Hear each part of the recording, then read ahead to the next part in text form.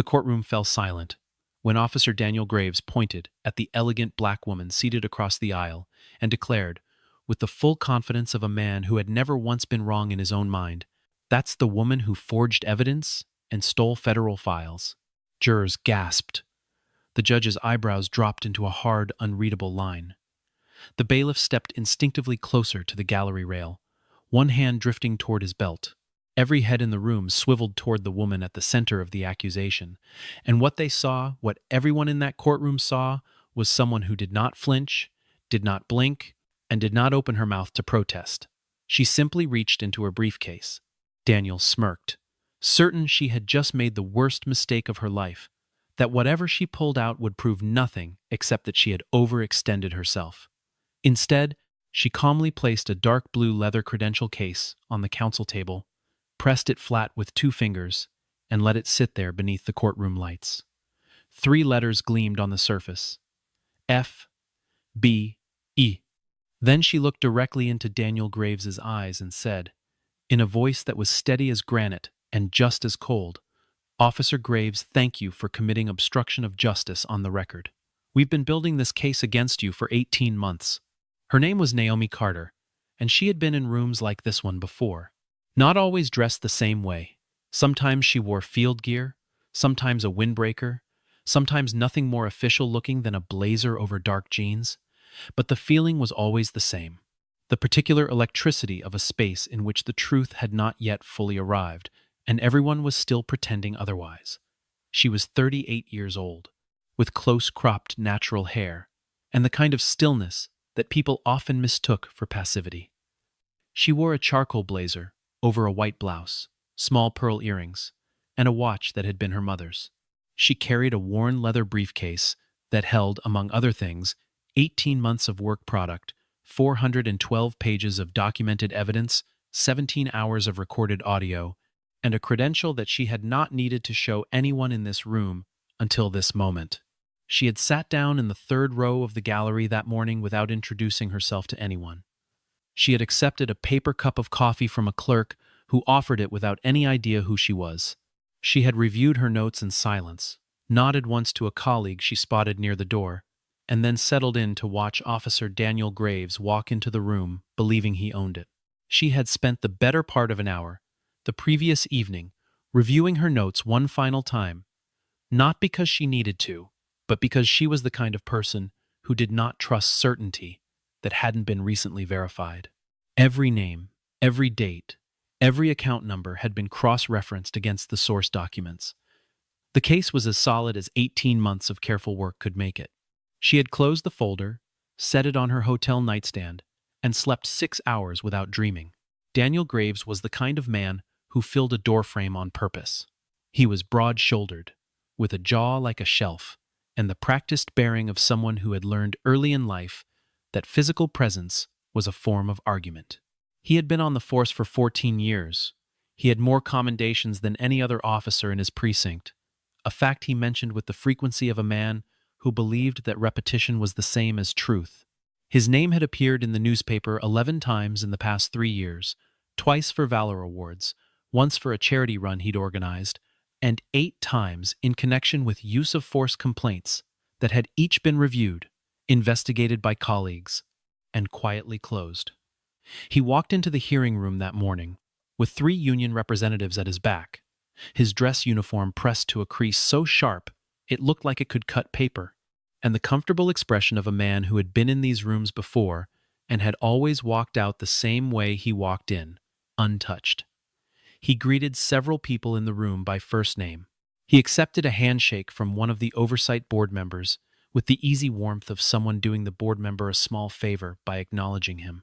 He spotted Naomi almost immediately. She was seated in the 3rd row, not at the counsel table, not in uniform, not carrying any visible badge of official status. She was simply a black woman in a blazer, with a briefcase on her lap, and when his gaze passed over her, something shifted almost imperceptibly in his expression, not alarm, not recognition, just a flicker of mild, reflexive disdain, the kind that arrives without conscious instruction. He looked away. He took his seat. He leaned over and murmured something to one of the union reps that made the man beside him smile. The hearing was convened to examine a use of force incident from the previous spring, a confrontation in which a 22-year-old man named Marcus Webb had been restrained, injured, and subsequently charged with resisting arrest. Webb's attorney had filed a formal complaint. A community oversight board had requested the proceeding. The department's position, argued by Daniel and supported by 3 other officers who had been present that night, was simple. Everything had been by the book. The young man had been combative. The force used had been proportionate. The paperwork had been filed correctly and on time. There was nothing to see here, nothing to examine, and the whole proceeding was. In Daniel's words, spoken loudly enough in the hallway before the session began for several people to hear, a performance for people who don't understand how policing works. Naomi had been standing 8 feet away when he said it. She had written the phrase down in her notebook, word for word, with the time and the names of the 3 witnesses who had heard it alongside her. She did not look up. She did not react. She finished writing and turned the page. When the hearing officer called for questions from the floor, Naomi rose from her seat in the 3rd row and approached the front of the room without any introduction, without any preamble, and without the faintly apologetic energy that people often expected from someone who looked like her in a room like this. She placed her briefcase on the edge of the counsel table, opened it, and withdrew a legal pad. Daniel watched her cross the room with the studied indifference of a man performing boredom for an audience. And when she finally stopped and looked at him, he offered her the most dismissive thing in his arsenal, a slow, patient smile, the kind you give someone who is about to waste your time. "Can I help you?" he said, before she had spoken a single word. The hearing officer reminded him that the floor was open for questions. Daniel spread his hands in a gesture of magnanimous tolerance. Naomi did not acknowledge any of this. She simply looked down at her legal pad, looked back up at him, and said, "Officer Graves, I have a few questions about the events of the evening in question. I'd appreciate straightforward answers." He said, "I'll do my best," in a tone that meant the opposite. She said, "I'm sure you will," in a tone that meant she already knew exactly how this was going to go. The first thing Daniel did was call her the wrong name. Not dramatically. Not obviously, just a small, sliding mispronunciation, dropping a syllable from Naomi so that it came out slightly wrong, slightly less, the way some people do when they want to remind you that your name is foreign to them and they consider that your problem. She did not correct him. She wrote something on her legal pad. He did it again 5 minutes later, this time more deliberately, watching her face for a reaction. She gave him none.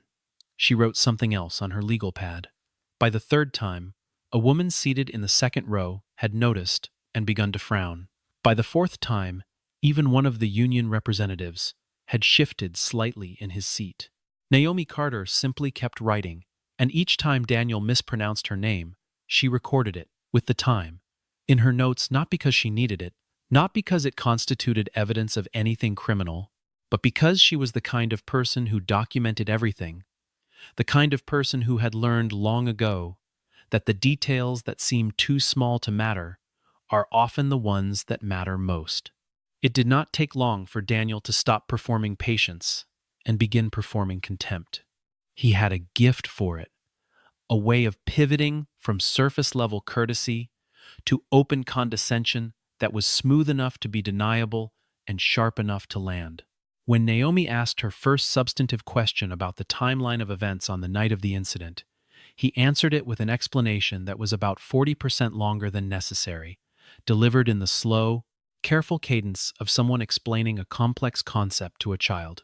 "I understand this might be complicated," he said at one point, and left just enough of a pause afterward for the implication to hang in the air. Naomi wrote it down. When she pressed for a specific time, not a range, not an approximation, but a specific time, he sighed audibly and said, "I don't have the exact minute memorized. Some of us have more important things to think about during an active incident than watching the clock." A few people in the gallery chuckled. One of the officers, seated along the right wall, smiled. Naomi did not look up from her legal pad. She said, "Of course. Let's move on," and moved on, and Daniel, reading her continued calm as confirmation that he had won that exchange, relaxed slightly into his chair, and allowed himself to feel the proceeding slipping back into familiar territory.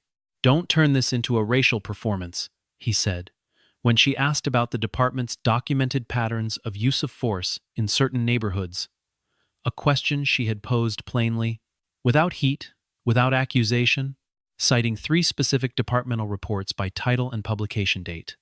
The room stirred. A few of the officers along the wall made sounds that were not quite laughter, but were meant to function as social permission for laughter. The hearing officer looked uncomfortable. One of the community board members shifted in her seat, with the expression of someone deciding whether to speak. Daniel looked at Naomi with the air of a man who had just said the quiet part loud and was entirely untroubled by it. Naomi looked back at him. She wrote something on her legal pad. Then she said, in exactly the same tone she had been using throughout, "I'm citing published departmental data. My question stands." He answered it. He gave her a non-answer wrapped in confident language, which was his preferred technique. But he answered it, and she wrote down the answer, and then she turned the page on her legal pad and moved to the next question. What Daniel could not know, what no one in that room yet understood, was that each non-answer was itself data. Each evasion had a shape. Each careful silence pointed at something, the way shadows point toward light.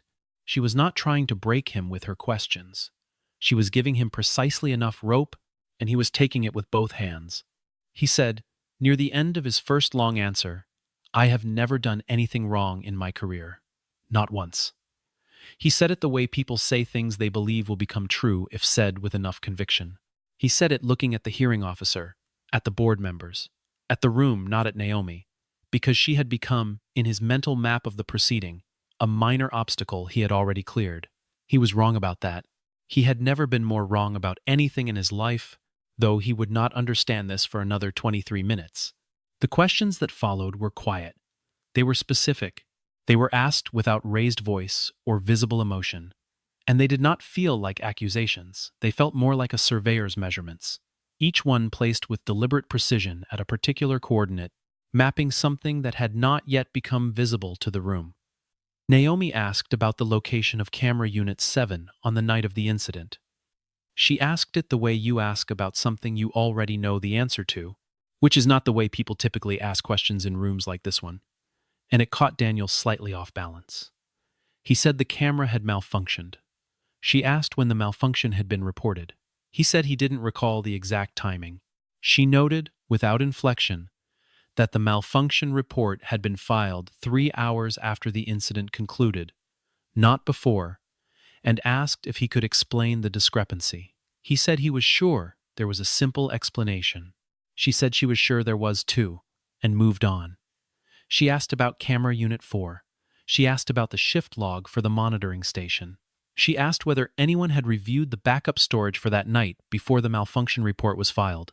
Each question landed in the exact place the previous one had opened up, and the structure she was building was becoming, to anyone paying close enough attention, impossible to miss though Daniel Graves was not, at this point, paying close enough attention. She asked about the incident report.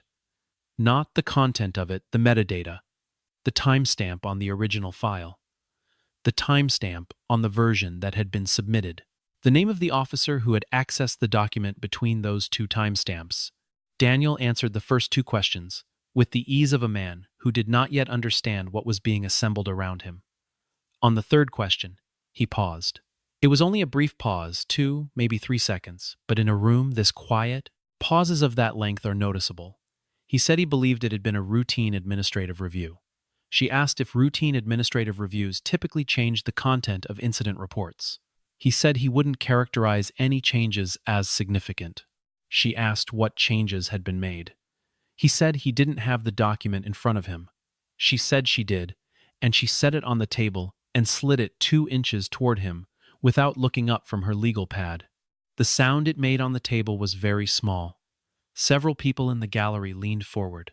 A public defender seated near the back wall set down his pen. A prosecutor from the district attorney's office, who had come purely as an observer, who had expected nothing from this morning, except the usual procedural choreography, sat up slightly in his chair and began paying a prosecutor different quality of attention. Daniel looked at the document. Then he looked at Naomi. Then he looked at the document again. He said, "These changes are immaterial." She asked him to define immaterial in this context. He said, "This is a fishing expedition." She said, "I'm only asking about documents that have already been produced." The hearing officer reminded Daniel that he was required to answer. Daniel answered, and in answering and choosing the specific words he chose to answer with, in the specific framing he selected to make the changes sound small, he confirmed three things that Naomi had not yet been able to confirm through any other means. She wrote them down without expression. She turned another page on her legal pad. It was the nature of Daniel's particular kind of confidence that it read pressure as provocation rather than as warning. A more cautious person, a person with a more accurate map of their own situation, would have recognized by now that the questions were too specific, that the woman asking them knew too much, that the proceeding had shifted into something other than what it had appeared to be. Daniel did not recognize any of this. What he recognized was that he was being challenged, and what he always did when challenged was push back harder. He began to add detail to his answers. Unsolicited detail, elaborations that were meant to demonstrate how fully and firmly he stood behind his account. He mentioned the name of a colleague who had been with him at a specific time. He placed himself at a specific location at a specific point in the evening. He confirmed a sequence of events in a way that locked in a timeline he had, until that moment, been careful to keep slightly vague. He did all of this because he believed it made him look confident. He did not know that each piece of additional information slotted into a structure that was already built and waiting for it the way the last few pieces of a puzzle suddenly make the picture unmistakable. He was constructing his own trap from the inside, one confident sentence at a time, and the woman across from him was simply letting him work. Naomi's colleague, near the back of the room, a man in his mid-40s, who had been sitting very still for the past 40 minutes, apparently reading something on his phone, looked up briefly when Daniel named the colleague. He made a small mark in a small notebook that no one around him would have noticed unless they were specifically watching for it. He was not from the district attorney's office. He was not from the oversight board. He was Special Agent Raymond Cho, and he and Naomi had been working the same investigation from different angles for the past year and a half, tracking separate threads that had gradually converged into a single, coherent picture of what the department's internal culture had permitted and protected. He put his phone in his pocket and settled back in his chair, and his expression, for just a moment, was the expression of a man watching the last piece fall into place. When Daniel finally lost his temper, it happened fast. Naomi had just asked calmly, precisely, in the same unvarying tone she had used for every question in the past 45 minutes, about a set of financial transactions involving a department discretionary fund. She had cited account numbers. She had cited dates. She had cited amounts. The specificity was impossible to explain away. It was the kind of specificity that you could only have if you had been inside the department's financial records for a very long time, and Daniel Graves knew, with sudden and complete certainty, that those records were not public. He stood up. He pointed at her. He said, "Where did you get those numbers?" And his voice had lost all of its earlier polish. It was raw now, stripped down to the anger underneath. He said she had no right to those documents. He said those were classified records. He said, his voice rising, "I don't know who you are or where you came from, but you have forged evidence. You have stolen federal files, and I'm going to have you removed from these proceedings and charged." The room erupted briefly, not in agreement, not in applause, just in the kind of noise that happens when a space is suddenly electrified with tension. The hearing officer called for order. The bailiff moved closer. Several people reached for their phones. Naomi stood up. She was not hurrying. She opened her briefcase. She withdrew the dark blue leather credential case, set it on the counsel table, pressed it flat with 2 fingers, and let it sit there. Then she looked at Daniel Graves, who had gone very still, the way people go still when the floor has just shifted under them, and she said, clearly, with no elevation in her voice whatsoever, "Special Agent Naomi Carter, Federal Bureau of Investigation." She paused for exactly 1 beat. You just publicly accused a federal agent of evidence tampering and theft in an active federal proceeding. That's obstruction of justice, Officer Graves. I want you to know that everything you've said in this room today is on the record." Daniel looked at the credential. He looked at her face. He looked at the credential again. His mouth opened slightly. Nothing came out. The union representative to his left had leaned forward and was staring at the badge on the table with the fixed expression of a man whose worst morning just became considerably worse. Somewhere in the gallery, a woman said quietly, "Oh my God." Someone else exhaled audibly. The hearing officer called for order a second time, and this time the room obeyed, because the room understood, even if it could not yet articulate exactly what it understood, that something had just fundamentally changed. The room did not reassemble itself quickly. These kinds of moments, the ones where a proceeding suddenly reveals itself to be something entirely different from what it appeared, leave a particular kind of stunned silence in their wake, the silence of a room full of people simultaneously revising their understanding of the past hour. Naomi did not rush to fill it. She waited, credential on the table, legal pad in her hand, for the hearing officer to restore order. When he did, she continued. What she laid out over the following 30 minutes was not a dramatic presentation. It was not theatrical. There were no raised voices, no rhetorical flourishes, no appeals to emotion. She spoke the way you speak when you have so much evidence that you no longer need to perform conviction. You simply present facts, one after another, and let their accumulated weight do the work. She said that the FBI's Public Corruption Unit had opened an investigation into Daniel Graves and several of his colleagues 18 months prior, following a referral from the Department of Justice Inspector General's office. She said the investigation had documented a pattern of conduct that included the manipulation of incident reports, the systematic disabling of recording equipment during certain types of encounters, the use of department resources to intimidate witnesses, and the falsification of arrest records in connection with at least 14 separate cases. She said that Daniel Graves was not an isolated case of a single officer with bad judgment. He was, according to the investigation's findings, the operational center of a network that had been functioning inside the department for at least 6 years. She said all of this in the same measured, documentary tone she had used to ask questions about camera malfunctions and report timestamps, and the room absorbed it the way a sponge absorbs water completely, immediately, visibly. She connected a laptop to the hearing room's display screen. The first image she showed was a surveillance photograph, not from a police camera, from an FBI camera taken outside a restaurant 14 months ago. It showed Daniel Graves at a table with 2 men, one of whom was a city contract officer with authority over evidence storage facilities. She showed an email thread. The emails were between 2 department accounts, and they discussed, in language that was almost comically direct, given its content, the procedure for altering timestamps on submitted reports. She showed a series of text messages extracted from a phone that had been obtained under a federal warrant 8 months prior. She showed a spreadsheet of financial transactions, the same account number she had cited in her questions, that documented a series of payments corresponding to no legitimate departmental expenditure. She showed a list. It contained 19 names. 11 of them were sworn officers in Daniel Graves's precinct. 3 were administrative staff. 2 were individuals outside the department entirely.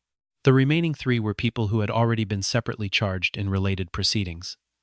The list stayed on the screen for a long time, long enough for everyone in the room to read it twice.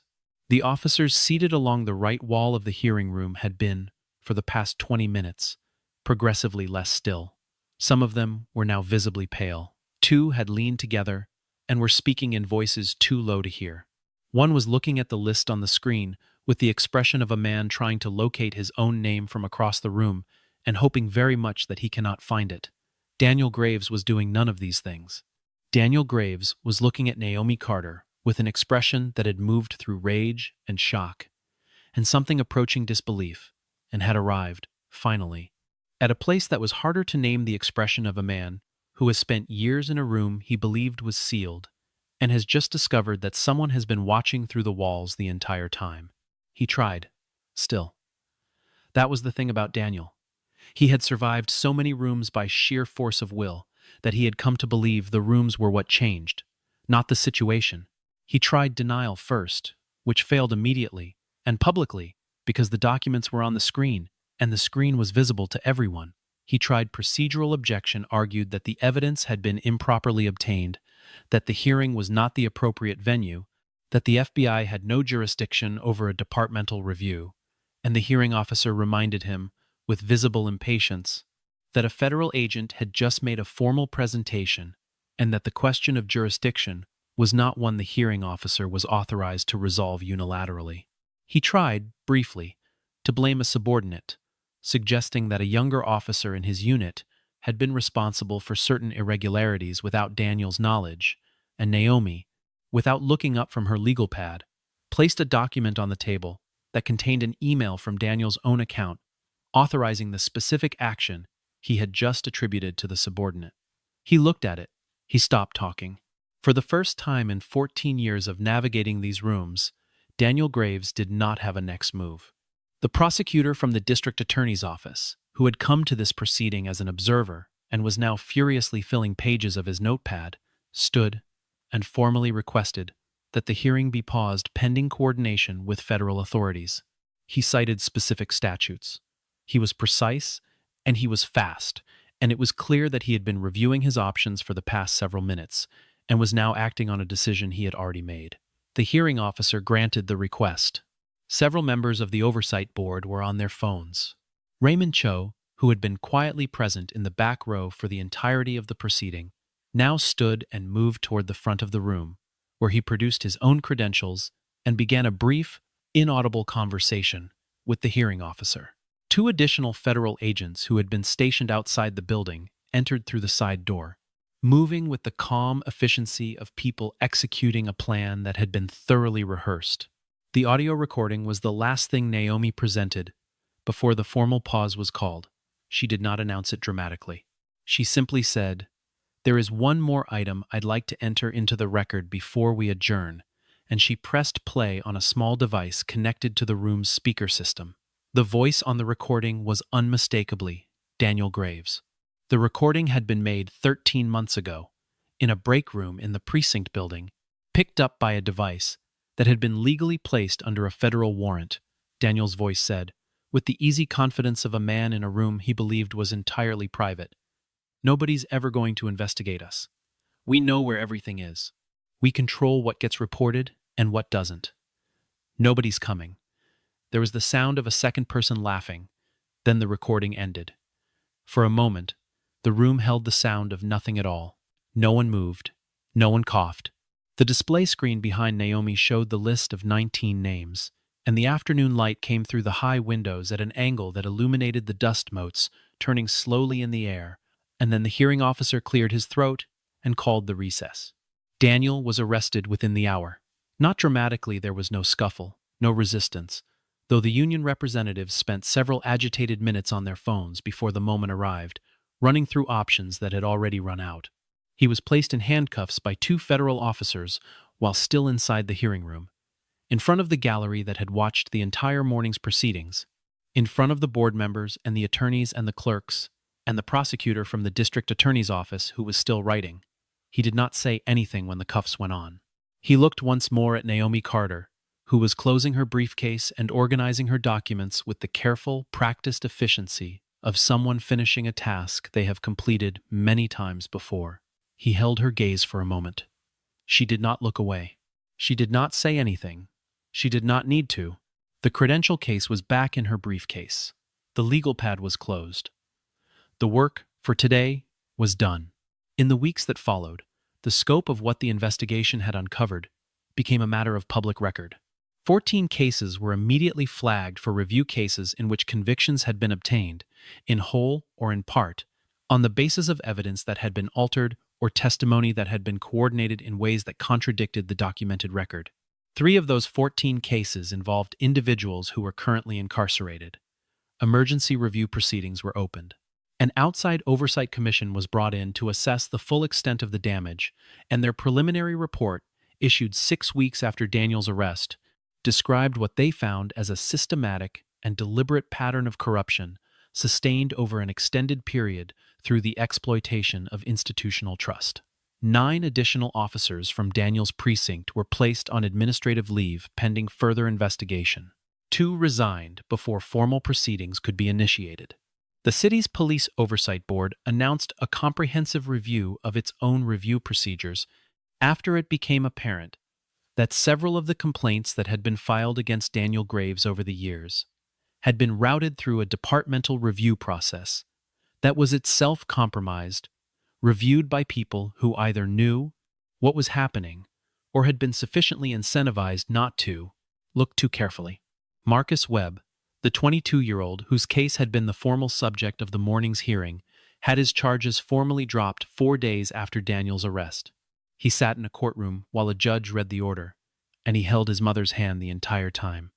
And when the judge finished, he sat very still for a moment with his eyes closed, and then he nodded once, slowly, the way people nod when they are accepting something they were not sure they would ever receive. His attorney released a short statement that said, in part, that his client hoped the investigation would bring clarity to all the families who had been through what his family had been through, and that clarity, even when it came late, was still worth having. Marcus Webb did not hold a press conference. He did not make any public statements beyond what his attorney said on his behalf. He went home, and he had dinner with his family, and he tried to remember what his life had felt like before the evening in question. And he found that the memory was there, but that it had changed shape in the time he'd been away from it. Grown quieter, more precious, and somewhat harder to reach. The reporter who caught Naomi on the courthouse steps as she was leaving did not know her name. He had gathered from the proceedings, from overheard conversations, from the credential she had placed on the table, that she was the FBI agent at the center of the morning's events, but beyond that, he had nothing. He introduced himself and asked if she had a moment. She stopped. She considered him. She said, "One question." He said, "Does this feel like a victory?" She looked at him for a moment without answering, and then she looked down at the credential case in her hand, the dark blue leather one, worn at the edges from years of use, and then she looked back at him. She said, "What happened today was a result of 18 months of work by a team of people who kept going when it would have been easier not to.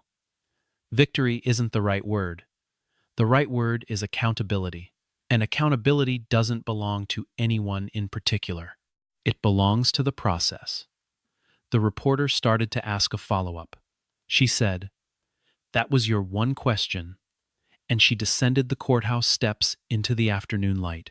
She had a meeting at 3 o'clock, a coordination call with the Inspector General's office about 2 related investigations that were still in their early stages.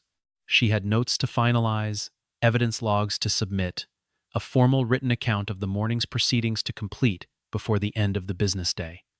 She was not, by any conventional definition, done. This was the nature of the work. It did not culminate in a single morning, no matter how significant that morning was. It accumulated. It built. It required the kind of patience that most people found genuinely uncomfortable. The patience to watch and wait and document and wait some more. To resist the pull of the dramatic moment and remain committed to the long, unglamorous architecture of proof. She had learned this early in her career, from a mentor who had told her, on her very first week in the field, that the most important thing she would ever do in this job was finish her paperwork accurately and on time, every time, without exception. She had thought, at 24, that this was a strange thing to tell someone starting their career. She understood it now with the clarity of someone who had spent 14 years watching the difference between what happened and what could be proven, and learning case by case, document by document, hour by patient hour, how to close that distance. The afternoon was warm.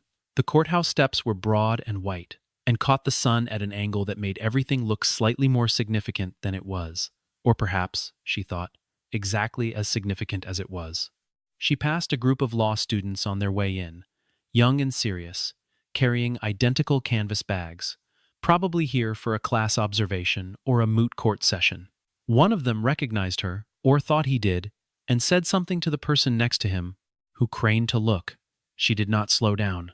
She was already thinking about the 3 o'clock call, about the two related cases, about the evidence logs and the ongoing work, about the things that still needed to be done in the slow, patient, unglamorous way that justice actually gets done when it gets done at all.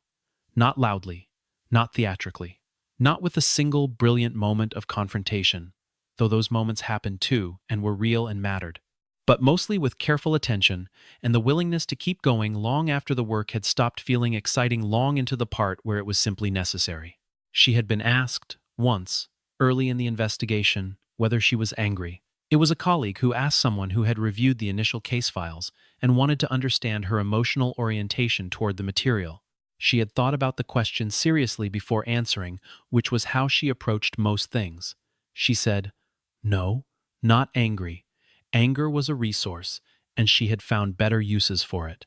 What she felt," she said, "was something closer to obligation, the particular weight of knowing something that needed to be known by more people, and having both the tools and the authority to make that knowledge matter, in a way that could not be ignored or quietly closed." The colleague had nodded and written something down and never brought it up again, but she had continued to think about the answer in the months that followed, turning it over, checking it for accuracy, the way she checked her documents, and she had concluded that it was still true. She was not angry. She had never done this because she was angry.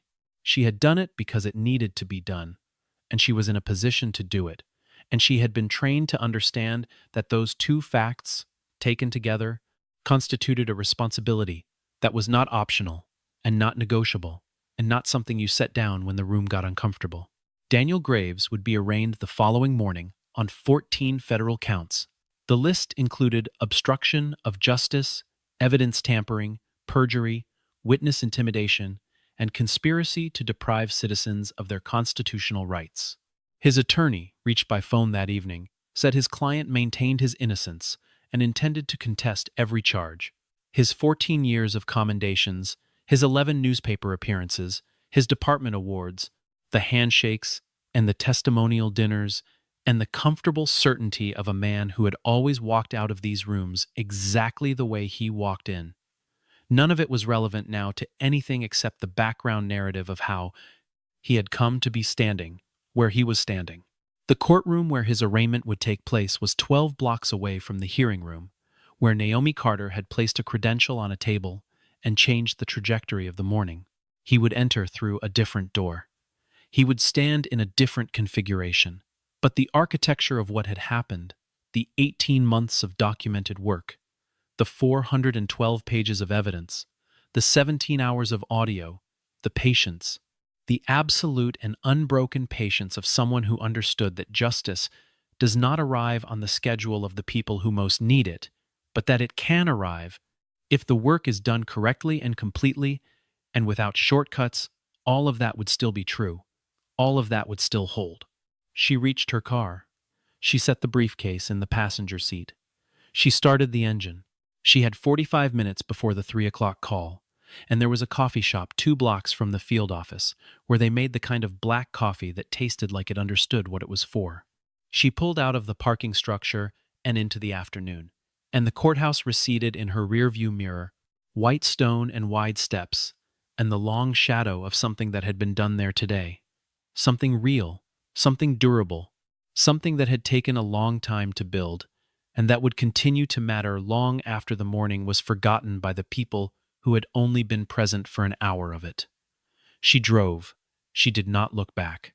The work that remained was already taking shape in her mind, clear and specific and waiting to be done, and she was, as she had always been, exactly where she was supposed to be. When power is abused, justice does not arrive as rage. It arrives as documentation. It arrives as patience. It arrives as a woman with a legal pad who has been in the room the whole time, writing things down, waiting for the moment when the record becomes undeniable. Justice does not need to announce itself. It does not need to perform. It only needs to be thorough. 18 months of thoroughness had just walked out of a courthouse in the afternoon sun, and somewhere behind her, in a room with high windows and rows of empty seats, a list of 19 names was still on a screen, waiting to be reckoned with. There was a moment, about 6 months into the investigation, when Naomi had almost nothing. Not literally nothing.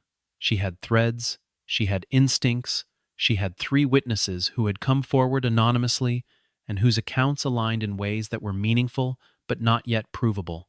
She had a pattern that she could see but could not yet demonstrate.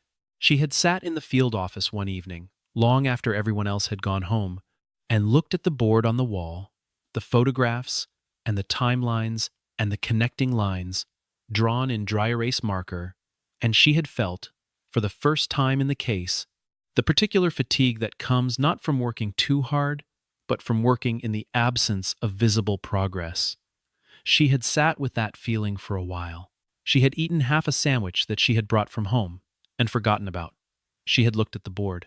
Then she had taken out a fresh legal pad and started a new list, the things she still needed, in order of what they would tell her, and the most plausible path to each one. It was not dramatic. It was not inspiring. It was the kind of work that no one writes about, and that makes everything else possible. And she had done it. And she had gone home at midnight. And she had come back the next morning and started from the new list. That was 6 months before the hearing. The following 3 months had been the most productive of the investigation. The colleague who had asked whether she was angry had also asked, separately, and on a different occasion, whether she thought about the victims. This was a question she answered more quickly. Yes, always, but not in the way that most people meant when they asked it. She did not think about them as motivation, as faces to hold in her mind when the work was hard. She thought about them as people who existed in the real world, who had been affected by specific actions taken by specific people, and whose situations could potentially be remedied if the investigation produced something solid and true and usable. They were not abstractions. They were not inspiration. They were the reason that accuracy mattered, that every document needed to be exactly right, every timestamp verified, every chain of custody documented without gaps. An investigation built on emotion collapsed under cross-examination. An investigation built on verifiable fact did not. She had learned this from watching other people's cases fall apart, and she had made herself a promise early in her career that her cases would not fall apart that way. She had kept that promise through 14 years, and the particular kind of discipline it required, which was not the discipline of suppressing feeling, but the discipline of not letting feeling do the work that evidence needed to do. Marcus Webb had not known, until 4 days after Daniel's arrest, that the FBI had been investigating his case as part of a larger inquiry. He had not known that the woman he'd heard about, the agent who had confronted the officer in the hearing room, had, among the 412 pages of her documented evidence, a section specifically dedicated to the circumstances of his arrest and the alterations that had been made to the record afterward. He found out when his attorney told him, quietly, in a small conference room that smelled like coffee and old carpet. He had sat with this information for a moment. Then he asked his attorney if he could write a letter. The attorney said, "Of course." The letter went through the appropriate channels and eventually reached the field office, where it was logged, acknowledged with a formal reply, and kept on file. Naomi read it on the afternoon of the day it arrived. It was 4 paragraphs long, and it was precise, and it was not sentimental, which was the thing she found most striking about it, the way it described what had happened to him and what the investigation's outcome had meant to him, without reaching for easy language, without performing gratitude, in the way that people sometimes performed gratitude when they were writing to institutions. He said, in the 2nd paragraph, that he had not expected the system to correct itself. He said this not as a criticism, but as an honest accounting of his prior experience. He said that it having done so, even partially and late, had changed something in how he thought about what was possible. She read it twice. She set it down. She went back to the case she was working on, which was different from his and from Daniel's, and she kept going. The field office held a brief internal review of the investigation 2 weeks after the arraignment, as it did with all major case closures. Naomi presented the summary, the timeline, the methodology, the evidence categories, the interagency coordination, the outcomes. She answered questions from senior agents about the decision to conduct the final confrontation at the departmental hearing rather than in a more controlled setting. She explained the reasoning. The hearing provided a venue in which Daniel Graves would be comfortable, in which he would behave as he had always behaved in rooms like that one, and in which his behavior and his statements would be officially on the record, in a way that a controlled interview would not have produced. The goal had not been to embarrass him. The goal had been to create a situation in which his own patterns of behavior would produce the final confirmation the case needed, the obstruction, committed in public, on the record, in front of witnesses. It had worked because he was exactly the person the investigation had assessed him to be. A man so confident in his own invulnerability that he could not recognize the walls closing in until they had already closed. The senior agents nodded. Someone asked if there had been any point at which the plan might have failed. She said yes, several, and described them with the same specificity with which she described everything else. Someone else asked what she would do differently. She thought about it for a moment, genuinely. Then she said, nothing about the investigation itself. She would sleep more during the last 2 months. The room laughed briefly, and she allowed herself a small smile, and the review continued. Raymond Cho submitted his portion of the final case summary the same week. He and Naomi had not worked in close proximity. For most of the investigation, they had been tracking different threads in different cities, coordinating through encrypted channels and occasional in-person briefings, but they had worked in the same direction, and the convergence of their separate findings into a single coherent evidentiary picture was, he wrote in his summary, the clearest demonstration he had encountered in his career of what disciplined parallel investigative work could produce. He included a note at the end of his summary that was slightly outside the standard format, which the reviewing agent flagged but did not remove. It said, the outcome of this investigation reflects the standard of work that should be expected and consistently delivered. It reflects it because it was built on that standard day after day without shortcuts. The reviewing agent added a margin note that said simply, agreed. The summary was filed. The case was closed. The related cases that had been opened in its wake would take years to fully resolve. The work went on. Naomi Carter drove to her next assignment 6 days after the arraignment. It was in a different city, a different kind of case, a different configuration of people and institutions, and patterns that needed to be mapped and documented, and eventually made provable. She packed the way she always packed, efficiently, with nothing left behind that she would need, and nothing brought that she wouldn't. The dark blue leather credential case went into her bag first, as always. The worn legal pad went in second. She locked her apartment, walked to her car in the early morning before the day had fully decided what it was going to be, and she drove. The highway was quiet. The sky ahead of her was the particular pale color it gets just before full daylight arrives. Provisional, uncommitted, full of the particular kind of potential that belongs to early morning and to the beginning of cases that are not yet what they will become. She drove toward it, and the city she was leaving receded behind her, and she was already thinking about the new case, and she was already, in the careful and methodical way that was entirely her own, already beginning.